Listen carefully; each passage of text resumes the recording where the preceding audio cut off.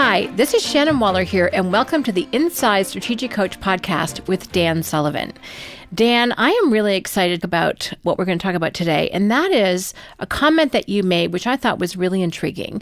And what you said is that bureaucracies eliminate the need for heroes. And I think that is such an interesting idea. And one of our latest books is Who Do You Want to Be a Hero To? So I would love to dive deep into that because, I don't know, I was really inspired by hearing that comment. So what do you mean when you say bureaucracies eliminate the need for heroes? I find that really interesting. Yeah, well, bureaucracies, first of all, are necessary in society where you have predictable things that are very complex.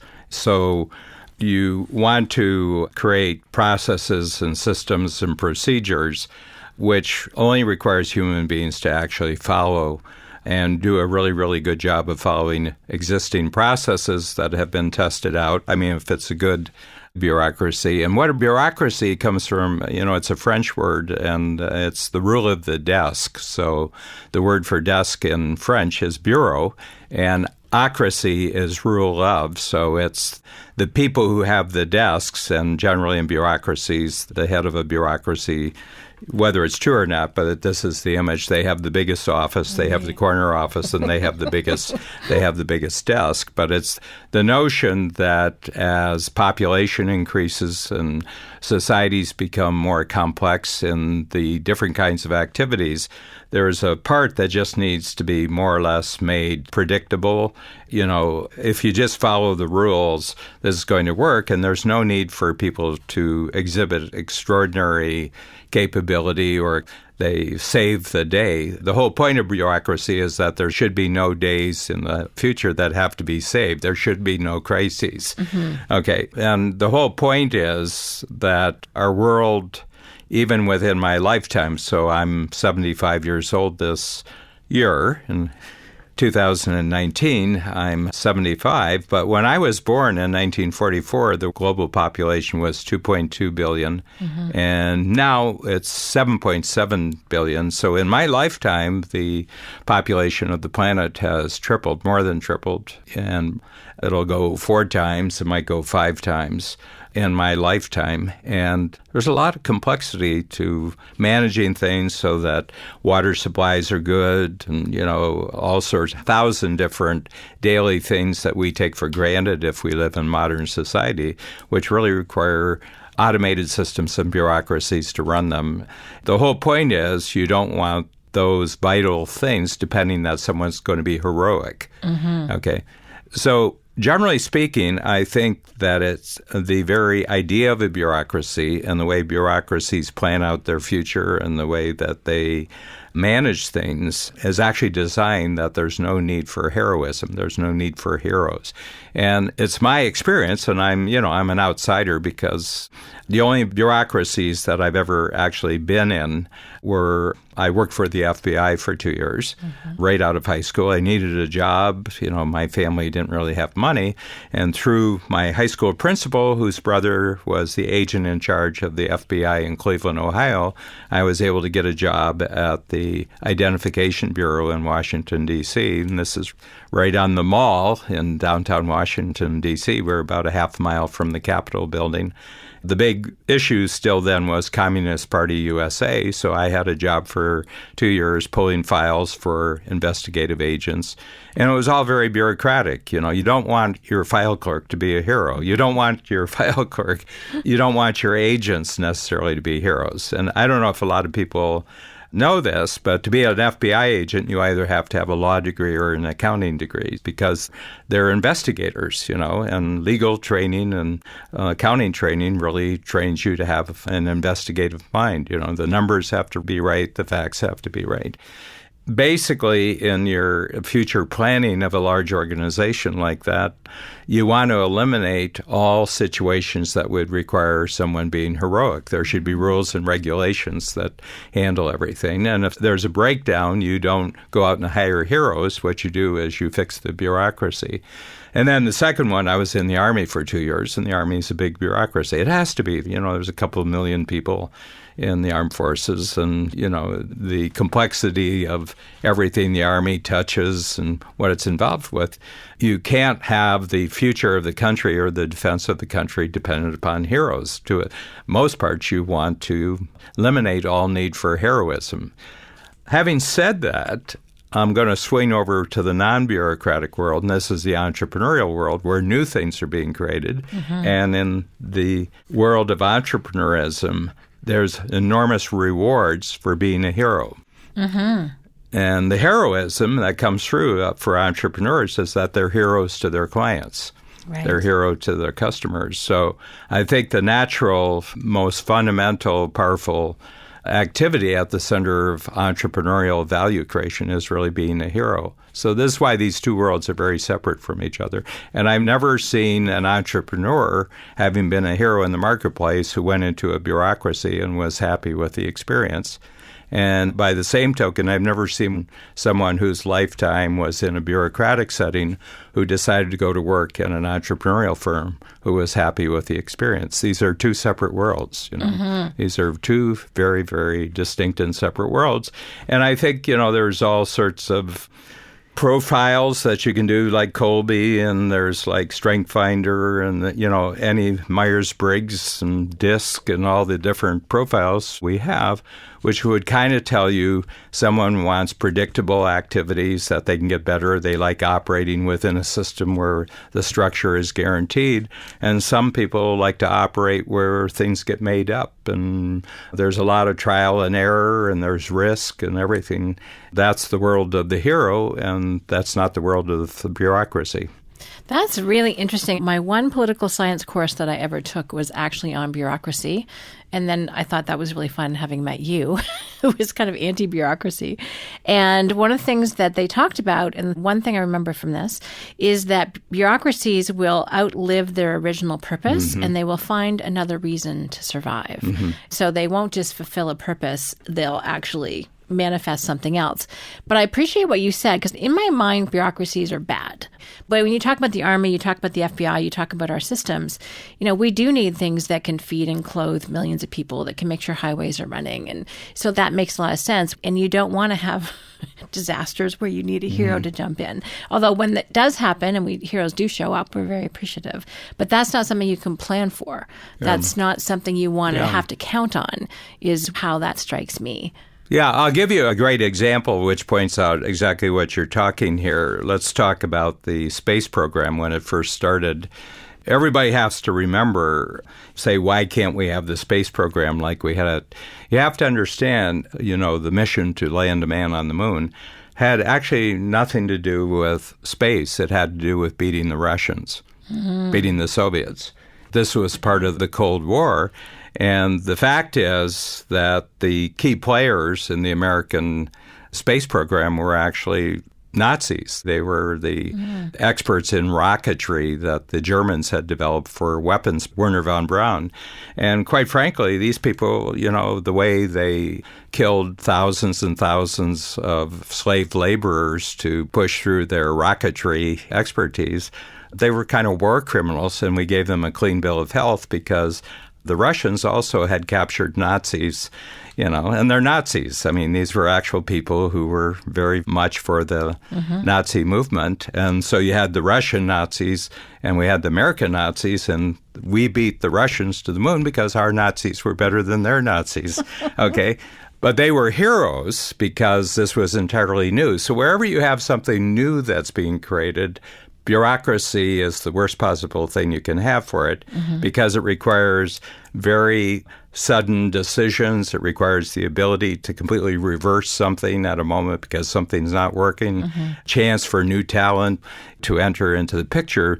So very interesting, the first astronauts were actually combat pilots and test pilots, two very, very dangerous activities. So they had fought in the Second World War, they had fought in the Korean War.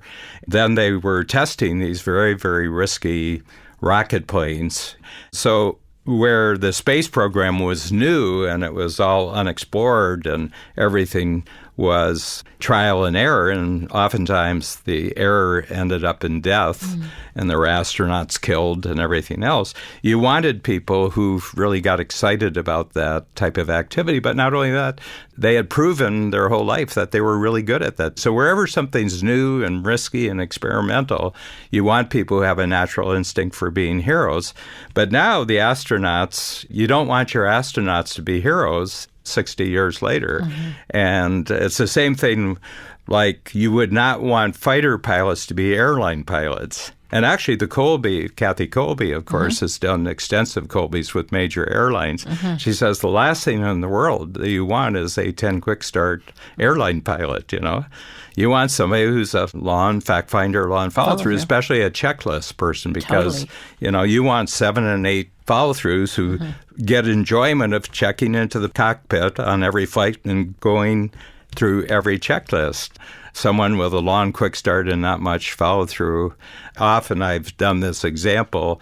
If you have your pilot who's actually a 10 quick start and probably on the ADD scale, and he said, folks, we were scheduled to come in on runway number 5, but just for kicks, I'm going to put the radio, the tower, on the PA system, and I'm going to come in on runway 3 and just watch his reaction. This is going to be a lot of fun. This is going to be a lot of fun. Hey, I've done this 3 or 4 times, and it always produces the same amazing results, And this is why I fly. It's just from one day to the next, you never know what's going to come up. Well, as a passenger on a scheduled airline, you just don't want that excitement in your life. And therefore, airline pilots tend to be bureaucratic employees, really good bureaucratic employees. And there's a danger in that they are so unused to taking over, and the planes are becoming, robot-controlled and automatic AI-controlled, that there are certain situations like the famous Sullivan who landed the plane on the Hudson River, and they said probably if no other pilot at the control of that plane under that circumstances would have done what he did. But he was used to being a hero. He was a fighter pilot. Right. And the other thing, he was a glider pilot. He was a competitive glider pilot. Yeah. And he figured out what the gliding capability, you have a plane, doesn't have any engines, can you glide a plane? And because he had this gliding experience, he knew he had to keep it just at a certain angle or it would topple when it hit the ground. So that experience in that situation, a crisis situation, he was a hero. But you don't want the plane to be in that situation. You don't want to be in that situation. So there's 2 sides of it. And first of all, bureaucracies are going to be with us forever. And entrepreneurism is going to be with us forever. But if you want to be a hero, don't join a bureaucracy. And if you want things totally predictable, don't join an entrepreneurial company. Yeah, it really strikes me that this provides a lot of direction about where decide who you are, profiles. And it really comes down to values, because we have people that really enjoy putting processes in and they back us up. And quite often there are heroes, which we really appreciate. But there's a point, if you want to completely eliminate all risk, bureaucracy would be a much better place for you to spend your time. But certainly for entrepreneurs, I think really appreciating that they're not bureaucratic and to keep as far away from that as possible and to be very conscious about not getting involved in that. And I see it when people sell their companies and they're retained for like 3 years or something like that. And all of a sudden they've gone from being a hero and they're sucked into that much more bureaucratic, hierarchical way of doing things. And they're very not happy campers. Yeah. This is why there's such uniqueness in human behavior, because the world needs new entrepreneurs. And quite frankly, as the world gets more complicated and the populations get bigger, we need bureaucracies that actually work. And you have to have the right mindsets in charge of both those activities. Well, it strikes me, too, this is where technology actually can really leverage and hopefully simplify bureaucracies, because they do tend to be very hierarchical and paper pushing and some of the negative connotations, that technology is one way where we can actually make it much more efficient. Yeah, well, the one thing, there's very unequal futures here, because the easiest place to actually have robotics and artificial intelligence take over is actually the bureaucratic world, not the entrepreneurial world. So entrepreneurs are much safer in a technological future than bureaucrats are. Oh, tell me more about that. Well, if you have a bureaucracy and it's got 7 levels of management, with proper technology programs, can we reduce the 7 levels down to 3 levels? Okay, and then, they call it the flattening of the organization. And quite frankly, if it's predictable, humans aren't great. Even predictable people aren't that great at predict. They certainly can't match a machine that is more or less guaranteed to do the same thing every day. Humans, not so much. We're wayward creatures. We're mistake prone. And it's actually our genius that we can make mistakes and learn from them, because so many breakthroughs actually come from failures and setbacks and mistakes and disasters. And we completely reorganize our thought about going into the future as a result of negative experience. Bureaucracies don't handle negative experience well. Entrepreneurs actually have it as raw material.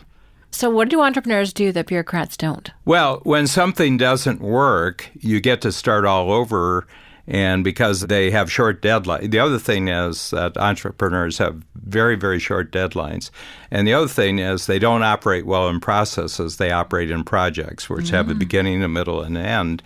And my feeling is the best entrepreneurial projects are ones where it can be completed within a 90-day period. Beginning, middle, and end in a 90-day period. You get the idea at the beginning of a quarter. By the end of the quarter, you have a new result. When people are in bureaucracies, they can go their entire career inside the same process, and there was no beginning of it because it started before they actually joined the bureaucracy. Throughout their entire lifetime, at 30 or 40 years, they're in the same process, and when they're finished, it was like they were never there. That sounds so depressing. Well, yeah, but you're only saying that because you would never go there. No, never. Yeah, but for some people, that would be wonderful. They're protected. Their income is more or less guaranteed. And the other thing is, it's very hard to tell whether they're doing a good job or a bad job. Bureaucracies, it's not so easy to tell whether people are actually good or not, because there aren't any endings where you could actually say, well, that was a bad ending. Bureaucracy, for the most part, doesn't like endings. Well, it was interesting. When I was first looking for a job, not unlike your FBI, I was trying to figure out where could I possibly fit? How could I add value? How was I going to make a living after university? And I realized I had to be somewhere. This was a conscious thought well before I met you. I knew I needed to be somewhere where I could see the results of my work. Yep. I had to know that it made a difference or did not. Without that feedback, I knew I would be useless and probably very unhappy, which dramatically limited my selection choices. Ironically, I remember I did apply to some government agencies that I thought were doing some interesting work. Fortunately, none of them accepted me, and I ended up in an entrepreneurial company, which led me to Strategic Coach. I had that, fortunately, instinct early on that I need that feedback mechanism from the marketplace, or I was not going to be successful. Yeah. And I think it's important, that the world has gotten better with an increased population, okay?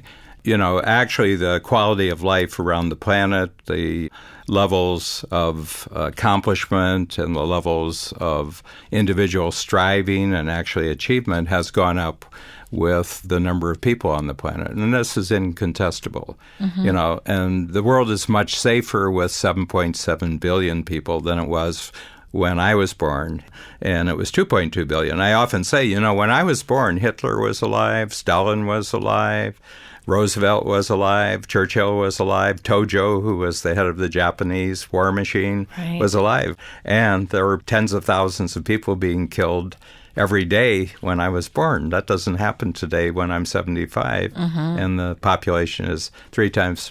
Part of the reason is there's really good heroism and there's really bad heroism. And I think that human beings want a certain amount of heroism, but quite frankly, most people's experience of heroism today is reading novels and going to movies. They don't actually experience heroism live. I tell you, you say back in the old days, life was heroic. And I said, yeah, it was very dangerous and it was very short.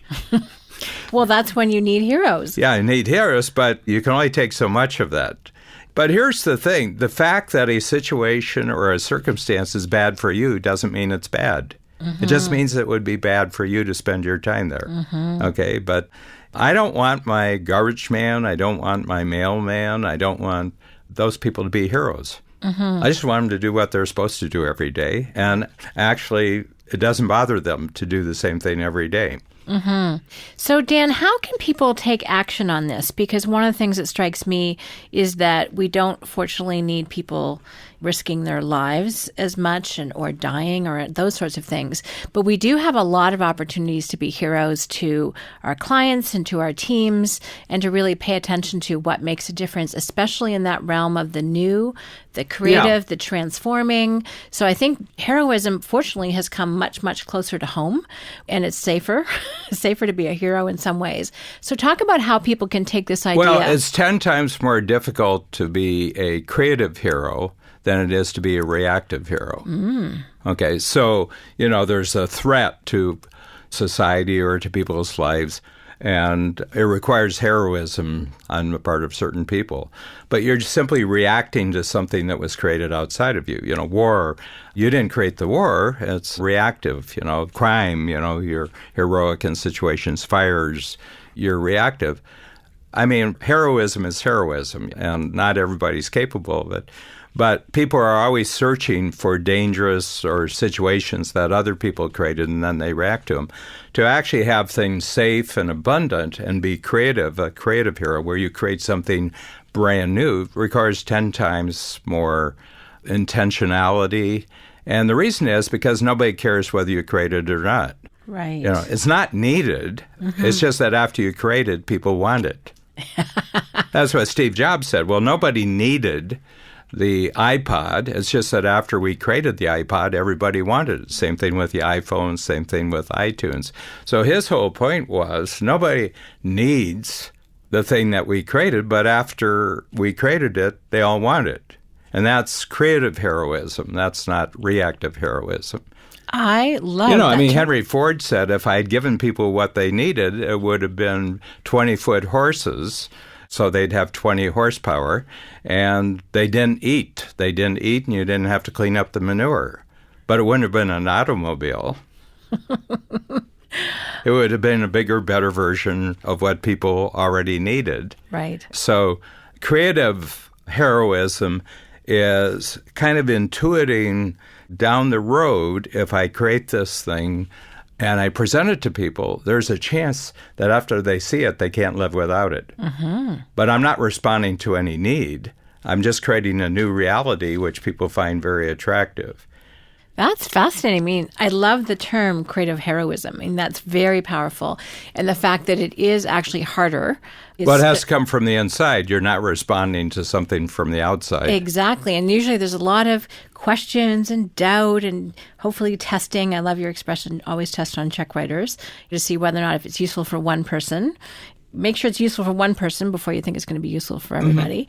Mm-hmm. There's so much wisdom we have in Coach about how to do that. So I really love this distinction, Dan. And you've given me a new insight that bureaucracies aren't always bad. Certainly when they lack all creativity, then they get that way for me. Well, I can tell you when a bureaucracy in modern life fails, you really know about it, and it's an unpleasant day for a large number of people. When the lights go out, it's very unpleasant. Yeah. Okay, so we tend to take good bureaucracies for granted. We only respond to bad bureaucracies or where they're not doing their job. Mm-hmm. But there would be 1,000 massive bureaucratic systems that's supporting our daily life here that we never have to think about, and that's the whole point, that we can go about doing what we want to do individually, and these systems are taken care of. Well, and this infrastructure really creates a lot of room and abundance, as you said, for more creative heroism. Yeah. You can't have creative heroism unless you have good bureaucracies taking care of everything else in life so that you don't have to think about it. On that note? No, everybody knows I have certain political views, and one of them is about the environmental movement and Earth Hour, So Earth Hour, it's usually in March, and it's still dark, and you turn all your lights. But we have lots of lights, and I turn every single light on during Earth Hour, and I call it Electricity Hour. I sit there for an hour, and I'm just so thankful for all the human beings before me who tested and tried out, and some got electrocuted and everything else, that I have electricity. I said, boy, electricity, what a thing, I really love electricity, And I always appreciate it, because I grew up when the strongest light bulb we had in our house was 60 watts, and there weren't many of them, and there were very few plugs. And as a matter of fact, I was born in 1944, and our farm had only been electrified 16 years before I was born. And I could talk to people what the farm was like without electricity. I can tell you, farms are a lot better with electricity. Yeah, so you can't have creative entrepreneurism without really good bureaucracies. And no one's asking you to actually be in that life. They're saying these things are taken care of, but don't sit there and knock them, because without electricity and 1,000 other guarantees every day, you can't be a creative entrepreneur. So I'm kind of even-handed about this, know. Well, I think what I appreciate is you've really kind of described the polarity between bureaucracy and entrepreneurism, and the fact that, there's an upside and a downside to both, and we can appreciate the upside of bureaucracy because that really frees us to do what we do as entrepreneurs. Yeah, and plumbing. Somebody said, this is one of the American presidents said this. I don't know who it was, but he said, if you think that a country is going to be your competitor in the future, go to their capital city and travel 100 miles from the capital city. And if they're still pooping in a hole in the ground, they're not a competitor. That's a good distinction. He says plumbing really counts for a lot in the world. Yep. I could not agree and that more. takes bureaucracy. Entrepreneurs can create breakthroughs, but for them to become systems requires bureaucracy. Great. And that really is the process where something new gets created and then it gets systematized and made consistent, at which point that hero, that breakthrough person, needs to go back and do another one, a different one, because if they stay involved in it, they'll just want to keep changing it. And that's the point, to hand it over to someone who can actually make it real and make it recur, as we talk about at Coach. There's a whole process there implied in what we're talking about. That's exactly right. Great. Thanks, Dan. This was so interesting. Yeah. And I appreciate being clear about where I belong. Thank you. You're welcome. At Strategic Coach, we focus on growth in every area of your business and life, leading to freedom that entrepreneurs dream of. Join Dan Sullivan, founder of Strategic Coach, for a brand new on-demand web presentation. It's a breakthrough hour of wisdom, insight, and proven strategies. Over 18,000 entrepreneurs can't be wrong. Watch today at danwebinar.com.